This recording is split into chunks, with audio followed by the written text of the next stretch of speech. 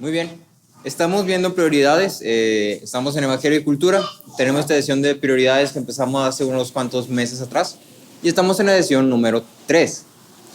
Ahora quisiera empezar haciendo un pequeño, así ligero repaso de lo que hemos visto en las primeras 2 sesiones, porque la hacemos cada mes, una vez al mes. Entonces fácilmente se olvida.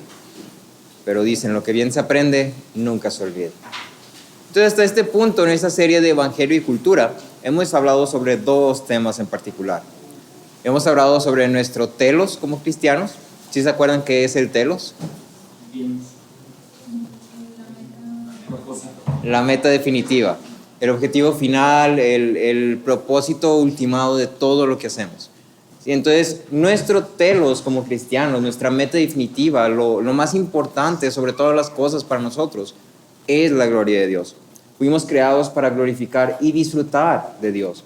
En ese sentido, como cristianos, lo más importante para nosotros, nuestro telos, la manera en la que podemos saber si estamos viviendo realmente, así como los peces en el agua y viven porque están nadando, o los delfines viven porque están nadando. Tú y yo como cristianos vivimos porque estamos glorificando a Dios.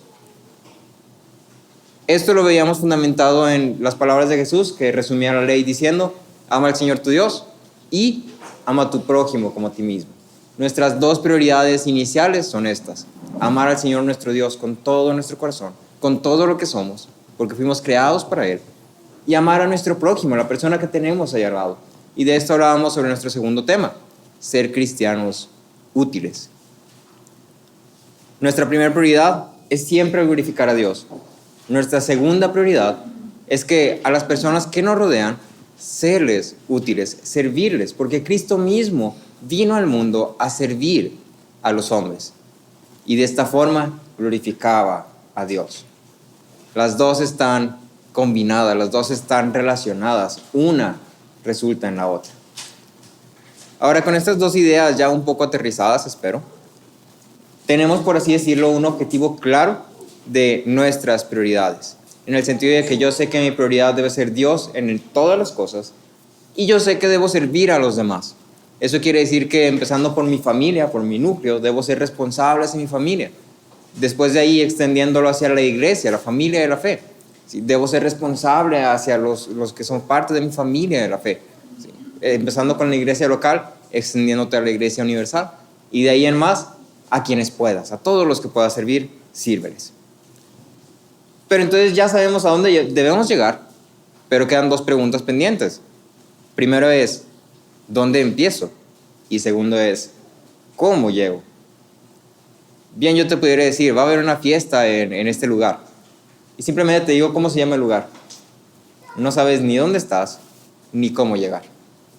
Entonces, mi intención hoy es poder responder esas 2 preguntas. ¿Dónde empiezo y cómo llego? Y para esto quiero hablar contigo de 3 puntos clave, que más que darnos un mapa, un asistente que nos va diciendo vuelta aquí a la derecha, nos va a dar razones. Entonces quisiera hablar contigo de 3 puntos clave. Quiero hablar contigo de carácter, de productividad y de paz. De carácter, productividad y de paz. Ahora, antes de cualquier cambio o afinación en nuestras prioridades, deberíamos empezar a hacer algo que no hacíamos antes, o antes de empezar a no hacer algo que hacíamos antes. Hay un requisito para que nuestras prioridades puedan ser teocéntricas, es decir, que estén centradas en Dios. Hay un requisito para cualquier cristiano para que sus prioridades puedan ser prioridades teocéntricas. ¿Cuál crees tú que es el requisito? Es pregunta abierta. Ser cristiano. Lo que todo cristiano necesita para poder tener prioridades cristianas es, primero y antes que nada, ser cristiano. Cuando tú vas a libros seculares sobre productividad, si es que has leído alguno, y aquí quiero hacer una pequeña aclaración, voy a usar la palabra productividad bastante a lo largo de este tema, y es un poco paralelo con prioridades. Entonces ahí, si la escuchas, asemejan un poco a prioridades. En libros sobre productividad encontramos una y otra vez que el centro está en darte herramientas para que tú puedas ser productivo, para que tú puedas ser exitoso, para que tú alcances algo. Y entonces te dice, usa esta técnica, busca estas relaciones, habla así, ten esta mentalidad. ¿Sí? Todo se trata de darte a ti las herramientas necesarias para llegar al éxito. Y ahora el resultado de este tipo de libros es uno de dos. O el libro se convierte en un pisapapeles de algo que intentaste, no te salió y entonces ahí se quedó. O se convierte en una ley. Se convierte en una ley sobre ti. Donde si no la estás cumpliendo, si no estás haciendo lo que te dice, estás mal. ¿Sí? Para un orden de prioridades teocéntricas, ¿dirías tú que necesitas una guía? En definitiva, necesitamos dirección. De eso no hay duda. Pero no se trata de cumplir un set de reglas. Va más allá de eso. De hecho, va más atrás que eso. Más profundo, más a la raíz de lo que somos. Martin Lloyd-Jones una vez dijo, un cristiano es algo antes de hacer algo. Y tenemos que ser cristianos antes de actuar como cristianos. Muchas veces tú y yo cometemos este error. Queremos actuar como cristianos. Queremos tener un orden de prioridades cristianas sin antes ser nosotros mismos cristianos. Queremos ser jugadores de tenis profesional sin haber nunca en nuestra vida haber tocado una raqueta. No se puede. ¿Qué incongruencia es esa?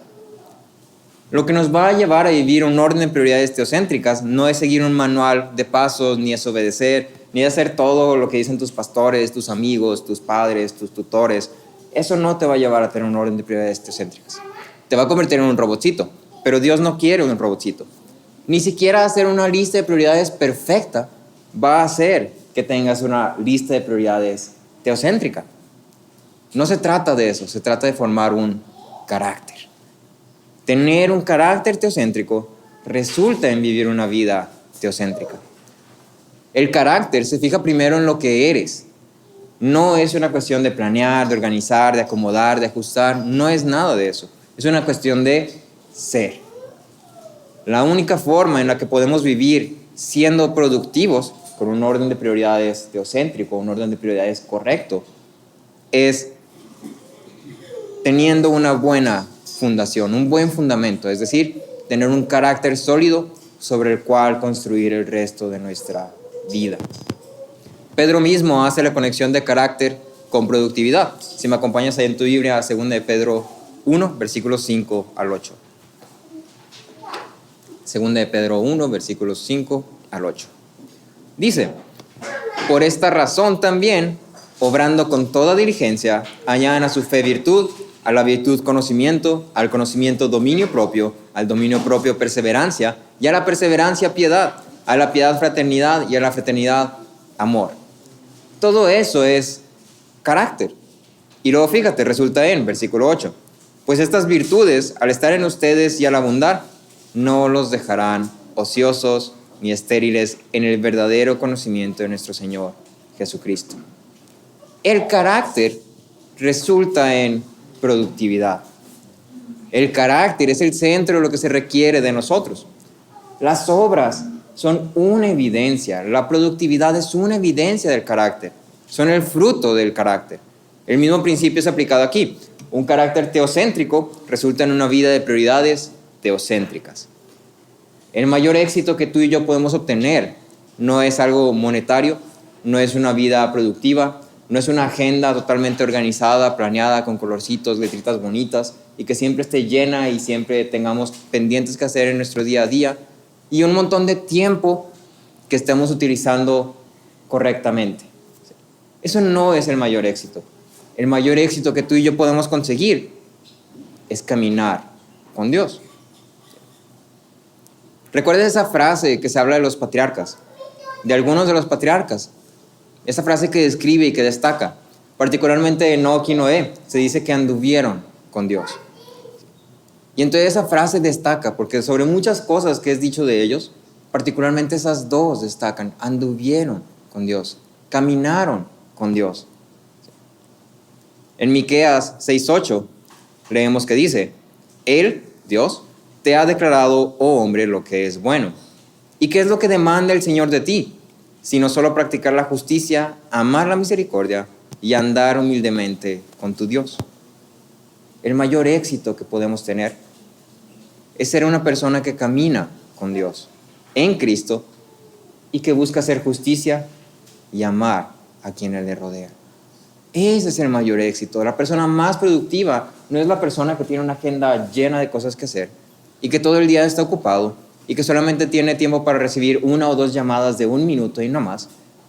La persona más exitosa en este mundo es la persona que ha caminado con Dios, haciendo justicia y amando a su prójimo.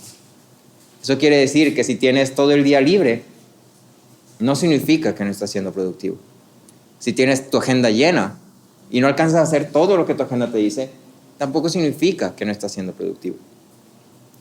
Cuando tenemos un carácter así, tenemos también la habilidad de tomar decisiones adecuadas, de tener prioridades en orden, de vivir sabiamente, de ser cristianos productivos. Y ahora fíjate cómo Pablo conecta el carácter y luego resulta en el fruto de productividad. En Filipenses 1, versículos 9 al 10. Esto pido en oración, que el amor de ustedes abunde aún más y más en conocimiento verdadero y en todo discernimiento, a fin de que escojan lo mejor para que sean puros e irreprensibles para el día de Cristo. Tanto Pedro como Pablo ponen primero el carácter y luego la productividad. Pero este carácter tiene una forma en la que es cultivado. Particularmente aquí es donde entra la cuestión de nuestra guía en todo esto. Yo no sé tú, pero yo nunca he escuchado la voz de Dios audiblemente. Y me atrevo a decir que la mayoría de los que estamos aquí tampoco lo hemos hecho. Yo no sé tú, pero en muchas ocasiones he necesitado dirección. Y en la mayoría, Dios no me ha hablado con una señal del cielo, con truenos y relámpagos ahí en el cerro. La mayoría de las veces, Dios no nos habla audiblemente. Dios no nos dice, estás en esta situación, haz esto, esto y esto y esto, con este paso, con esto y así, y dilo así, así, así. Y si pasa esto, haz esto. Porque Dios no trabaja así. Dios no busca que hagamos cosas sin pensar. Dios no quiere robotcitos. Dios quiere que maduremos. Dios quiere que crezcamos en fe, en amor, en virtud, en piedad, en conocimiento. Dios quiere que seamos y nos llama a ser cristianos maduros, cristianos de carácter que caminen con Dios. Si te dijeran qué hacer durante toda tu vida, nunca aprenderías a hacer nada por tu cuenta. Y es un problema entre comillas, es algo que puedes ver en los niños. Un niño que está chiquito no sabe hacer cosas, tienes que estar diciendo cómo limpiar, cómo barrer, cómo agarrar el trapo, cómo exprimirlo, cómo planchar, porque el niño no sabe. Pero lo enseñas, ¿y lo enseñas con qué propósito? Con que lo pueda hacer él solo. ¿Sí? Ese es el propósito. ¿Sí? Y aquí Pablo lo dice, para que sean puros y irreprensibles en el día de Cristo. ¿Sí? La dimensión más básica de todo el cristiano es su relación con Dios. El que es cristiano porque Dios se ha revelado su vida, porque Dios se ha relacionado con él. La vida cristiana no empieza en un estándar moral, no empieza en tener prioridades correctas, no empieza en ser productivo, no empieza en obras. La vida cristiana empieza en que Dios se ha revelado a tu vida y ahora tienes una relación con el Dios vivo. Ahí comienza la vida cristiana. Esta relación es sustentada, es cultivada y es nutrida por los medios de gracia que Dios mismo ha provisto para esto. Particularmente palabra, oración e iglesia. Y aquí esto es importantísimo. Si quieres tener un orden de prioridades correcto, empieza con esto. ¿Qué tanto tiempo dedicas a la palabra? ¿Qué tanto tiempo dedicas a la oración? ¿Qué tanto tiempo dedicas a estar en comunión con la iglesia? En Romanos 12:2 dice, no se adapten a este mundo, sino transfórmense mediante la renovación de su mente, para que verifiquen cuál es la buena voluntad de Dios, lo que es bueno, aceptable y perfecto. La mente es renovada por los medios que Dios ha provisto para que la mente sea renovada. Nuestro primer punto habla del carácter.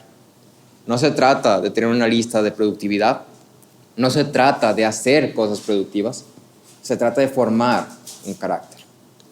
Nuestro segundo punto sí habla de productividad. William Wilberforce es considerada una de las personas más productivas de la historia. Se describió como una persona que vivía para hacer el bien. Y se dice que le faltaba tiempo en sus días para hacer todas las obras buenas que habían en su cabeza. Era una persona productiva de pies a cabeza. Tanto que le faltaba el tiempo para ser productivo. Si pusieran 32 horas en el día, 32 horas del día iba a estar siendo productivo.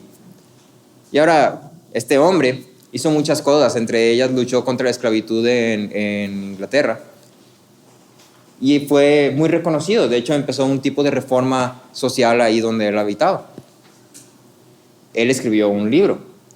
Entonces tú pensarías que una persona productiva, una persona de este talle, escribiría un libro sobre transformar tu vida, sobre tu mentalidad, sobre lo que deberíamos empezar a hacer y dejar de hacer. Pero no, William Wilberforce escribió un libro sobre doctrina.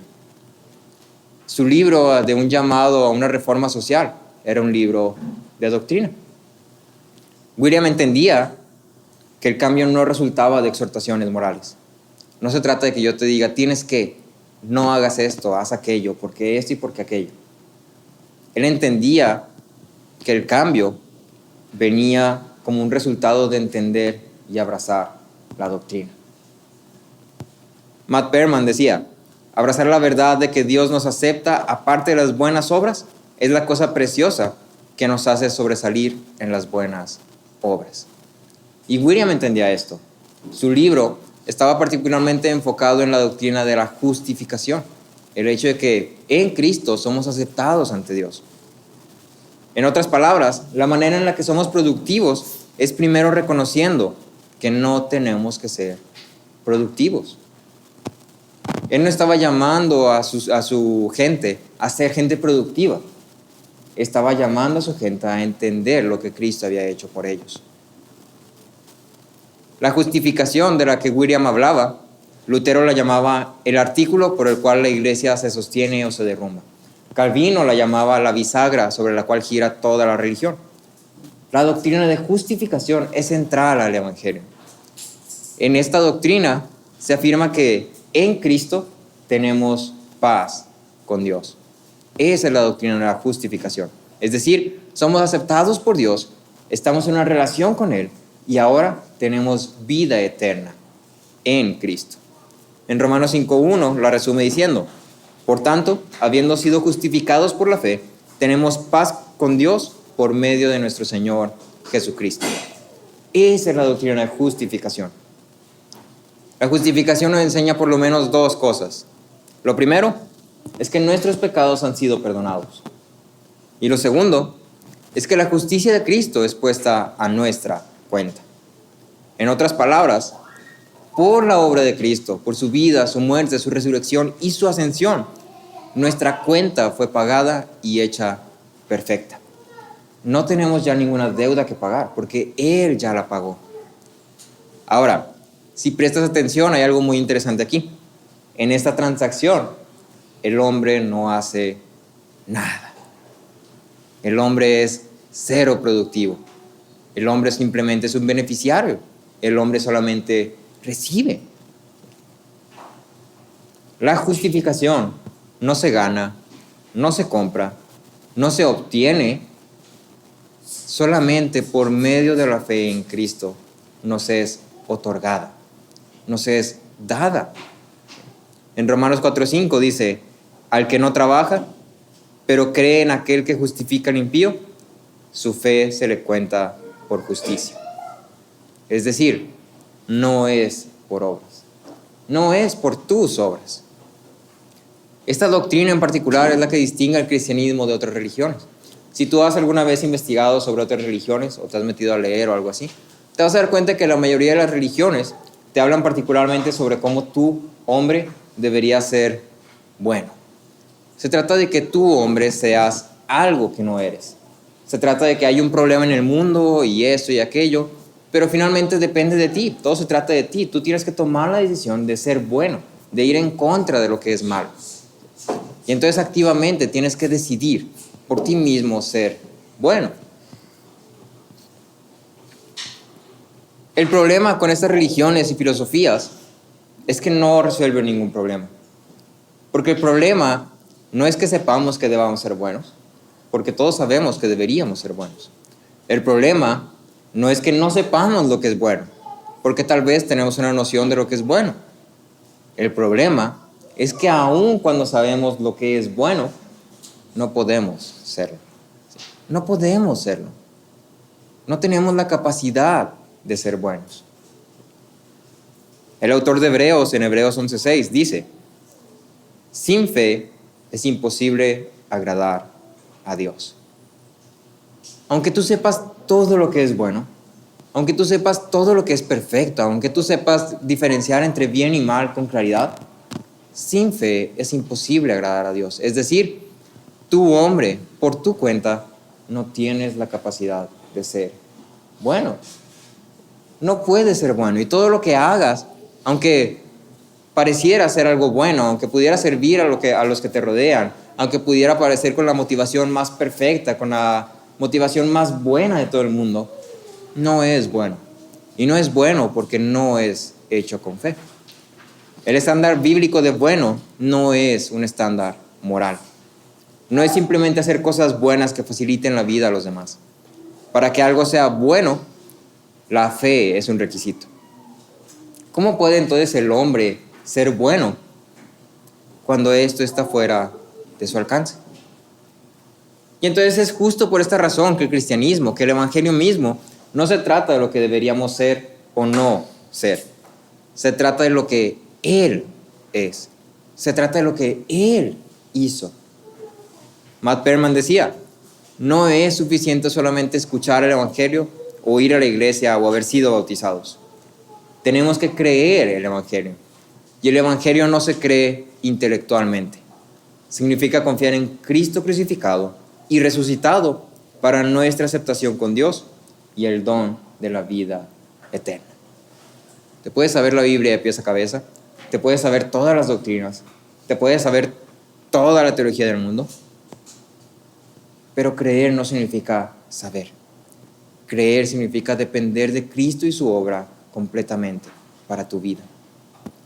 Una vida de carácter comienza con la justificación. Comienza con creer en lo que Él ha hecho y entonces ser capacitados por el Espíritu para vivir con un orden de prioridades teocéntrico. Michael Horton decía: el corazón de la mayoría de las religiones es un buen consejo, buenas técnicas, buenos programas, buenas ideas, buenos sistemas de apoyo. El corazón del cristianismo son buenas nuevas.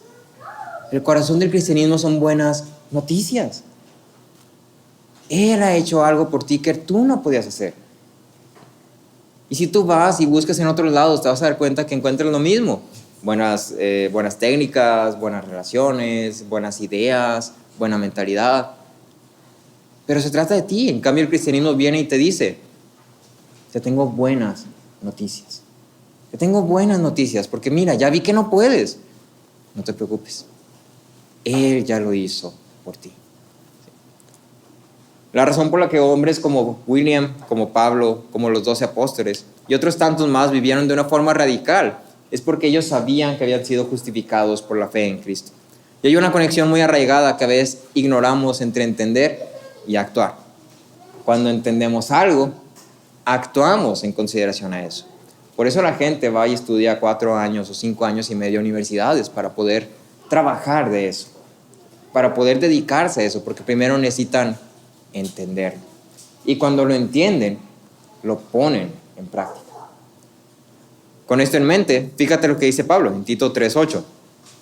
Palabra fiel es esta, y en cuanto a estas cosas quiero que hables con firmeza. Está hablando de doctrina. Entonces, en cuanto a estas cosas quiero que hables con firmeza, para que los que han creído en Dios procuren ocuparse en buenas obras. Estas cosas son buenas y útiles a los hombres. Es decir, para Pablo, el fundamento de las buenas obras no es buenas técnicas, buenas habilidades, que tú seas buena persona ni siquiera. El fundamento de las buenas obras es entender doctrina. Es entender lo que Dios es, lo que Dios ha hecho, lo que Cristo es, lo que Él ha hecho por ti y por mí. Cuando tú y yo entendemos esto, nos vamos a ocupar en buenas obras. Conocer y entender doctrina resulta en buenas obras, porque primero y antes que nada transforma nuestros afectos. Y entonces ya no se trata de vivir haciendo para ganar. Ya no se trata de vivir haciendo porque tengo que. Ya no se trata de vivir haciendo con una actitud de, tengo que. O, ay, no, es que esto está bien fastidioso, está bien pesado, es que no puedo, es que es bien difícil.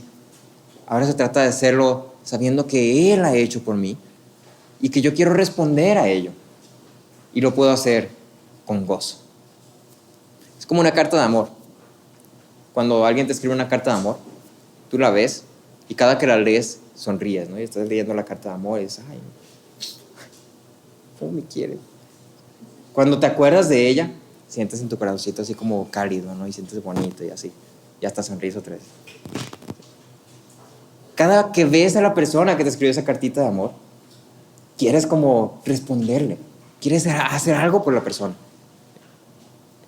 Y no lo haces para que la persona te quiera, porque la persona ya te demostró que te quiere. Por eso es la carta de amor. Lo haces porque tú quieres responder a eso que la persona hizo. Los afectos transformados resultan en morales transformados, en prioridades transformadas, en una vida transformada, una vida que es abundante y en busca de hacer buenas obras. Cuando tú y yo conocemos y entendemos la justificación, recibimos el regalo de Cristo, es una carta de amor para nosotros. Es entonces que nuestras obras dejan de ser un deber. Es entonces que no tenemos que ser productivos. Y es entonces que vamos a ser productivos. Lutero decía, aunque soy un hombre indigno y condenado, mi Dios me ha dado en Cristo todas las riquezas de la justicia y la salvación sin ningún mérito de mi parte, por pura libre misericordia. De modo que, de ahora en adelante, no necesito nada excepto la fe que cree que es verdad. ¿Por qué, pues, no debería hacer con libertad, con alegría, con todo mi corazón y con una voluntad entusiasta todas las cosas que sé que son agradables y aceptables para un Padre que me ha abrumado con sus inestimables riquezas? Pero si te das cuenta del fundamento de Lutero, por lo que Él ha hecho, ¿por qué no debería yo entonces? Ahora, el tercer y último punto que quisiera hablar contigo habla particularmente sobre la paz. Y yo sé que es un punto extraño, ¿no? Cómo conectas prioridades y productividad con paz. Pero particularmente, la forma en la que pensamos sobre la productividad es un poco tóxica. Muchos, y yo me incluyo aquí, caemos en un mal hábito de conectar productividad con hacer muchas cosas. Una persona productiva es una persona que hace mucho. Y pensamos que un día donde hayamos hecho muchos pendientes, aunque sean pendientes chiquitos, o un pendiente grande y 2 chiquitos, o 5 pendientes chiquitos y medio grande, que avancé. Y terminamos el día y estamos cansados, nos duelen las piernas y exhaustos, y te metes a bañar y sales, y dices, tremendísimo día de productividad. Hoy sí, rifé. Sí. Pero la productividad no es eso. Y el problema con esto es que un día donde no hayamos hecho eso, es un día desperdiciado. Es un día desperdiciado, es un día que no fue productivo, es un día mal utilizado, es un día donde no hicimos nada. ¿Sí? Es un día donde simplemente perdí mi tiempo. Y aquí hay un grave error. De hecho, es un peligro para la manera en la que vivimos el Evangelio. Cuando tu tranquilidad está fundamentada en tu productividad, estás viviendo un Evangelio de obras. Cuando tu tranquilidad depende de lo que hagas o no hagas, estás viviendo un evangelio de obras. Cuando tu paz depende de la circunstancia y cómo estás lidiando con ella y si estás tomando los pasos correctos y las decisiones correctas, estás viviendo un evangelio de obras. Tienes una lista abrumadora, interminable de tareas que deben ser cumplidas. Y si no se cumplen, no estás satisfecho al final de tu día. Esto es una ley autoimpuesta. Tú solito estás poniendo esta lista de cosas que tienes que hacer. Y si no las haces, entonces no vales. Debemos entender que la tranquilidad de nuestras vidas no viene del ser productivos. La tranquilidad, la paz que tú y yo podemos gozar, viene del mismo lugar que la justificación. Viene de la fe en Cristo. Si entiendo que mi mayor problema, mi situación más agraviosa, ya ha sido resuelta por Cristo y su obra, mi manera de vivir debería constantemente reflejar eso. Es decir, mi valor no es encontrado en mi productividad. En algún punto de tu vida, no sé si has tenido un proyecto, un trabajo, un pendiente enorme, un pendiente inconmensurable, algo que tú digas, es que esta cosa me va a tomar horas y horas y días y semanas y semanas. Y entonces estás trabajando y estás dándole mordiditas así para ir avanzándole poco a poco y en algún punto de tu vida lo terminas. Y entonces lo terminas y sientes como una carga así que se quita de ti. O sea, no, es que ya acabé de pintar la casa completa o ya acabé de hacer esto, así. Entonces es como una tarea abrumadora, pero ya la terminaste. Y tienes un montón de tareas chiquitas todavía, pero como ya acabaste esa grande, dices, no, eso lo hago ahorita en 3 minutos todo. Ya no te preocupa tanto. Tú y yo teníamos un problema similar. Éramos esclavos del pecado, estábamos condenados al infierno. Sin embargo, Cristo ya lo ha resuelto por nosotros. Nuestra situación más agraviosa, nuestro pendiente más grande y abrumador, ya fue resuelto por nosotros. ¿Qué nos toca? Bueno, sí hay un montón de pendientes que tenemos ahorita en este momento. Hay un montón de situaciones que tenemos que lidiar, que trabajar, que hacer. Pero ¿sabes algo? Son pendientes pequeños. Son pendientes pequeños a la luz de lo que Cristo ya ha hecho por ti. A la luz de la cosa más horrible que tenías que hacer, de la cosa más abrumadora que tenías que hacer. Son cosas pequeñas. Las prioridades que vamos formando y vamos afinando, últimamente no se tratan de ti. El objetivo de tus prioridades, de poder vivir sabiamente, de caminar con Dios a lo largo de esta vida, al final no se trata de ti ni de lo que te beneficia a ti. Tus prioridades no se tratan de ti. Y aquí es donde debemos entender el concepto bíblico de prioridades. Según la Biblia, la verdadera productividad es vivir tus días glorificando a Dios. Esa es la verdadera productividad. Un día que te hayas levantado y hayas descansado todo el día, si lo hiciste pensando en Dios, si lo hiciste con un corazón amando a Dios, si lo hiciste queriendo glorificar a Dios, si lo hiciste pensando en qué bueno es Dios que me ha dado un día para poder descansar, es un día bien vivido. Es un día productivo al 100%. La verdadera productividad es glorificar a Dios en todos tus días, en todo lo que haces. Sea que hagas algo mundano, algo trivial, sea que hagas muchas cosas, sea que este sea un día totalmente ocupado, agendado, atareado. No se trata de qué tanto hagas, no se trata de qué hagas específicamente, se trata de por qué y para qué lo haces. En 2 Corintios 4, 14 al 15, dice, sabiendo que aquel que resucitó al Señor Jesús, a nosotros también nos resucitará con Jesús y nos presentará junto con ustedes. Porque todo esto es por amor a ustedes, para que la gracia que se está extendiendo por medio de muchos haga que las acciones de gracia abunden para la gloria de Dios. Acciones de gracias, es decir, acciones de agradecimiento, una respuesta de agradecimiento. Cuando tú y yo entendemos esto, hay un segundo problema que también es resuelto en consecuencia. La vida es abrumadora. Las situaciones nos fatigan, te cansan emocional, físicamente, y estás pensando en esto y en aquello, y cómo lo voy a hacer aquí, cómo lo voy a hacer acá, qué va a pasar con esto, qué va a pasar con aquello, y es que está pasando esto, y está bien complicado, y está bien difícil, y cómo me gustaría que no pasara, y es que esto así, y es que esto acá, y es que mira cómo está pasando todo esto. Sí, entonces te está lloviendo por todos lados, y no sabes dónde escapar, y estás cansado, y lo que quieres es como, ya quiero que termine esto, ya quiero que termine esta temporada. Y regrésame a 3 años atrás cuando estaba todo tranquilito y mi preocupación más grande era cómo se me veía el cabello. O regrésame a 1 año atrás donde mi preocupación más grande era nada más si me iba a poder dormir a las 12 o si iba a poder ver la serie que quería ver. Esa era mi preocupación más grande. La vida es abrumadora. Nos fatiga, nos da ansiedad. La misma confusión que podemos sentir al momento de querer poner prioridades es una evidencia de esto. ¿Cuál es la solución a esto? Cuando nuestra productividad comienza con el Evangelio, entendemos que ya hemos sido justificados, que ya hemos sido aceptados por Dios, que Él ya se complace de nosotros, podemos también vivir con libertad y tranquilidad. Lo primero que el Evangelio provee para el cristiano es paz. La paz no es el resultado de tener prioridades correctas. La paz no es el resultado de ser productivos. La paz es el resultado de lo que el Evangelio hace por ti.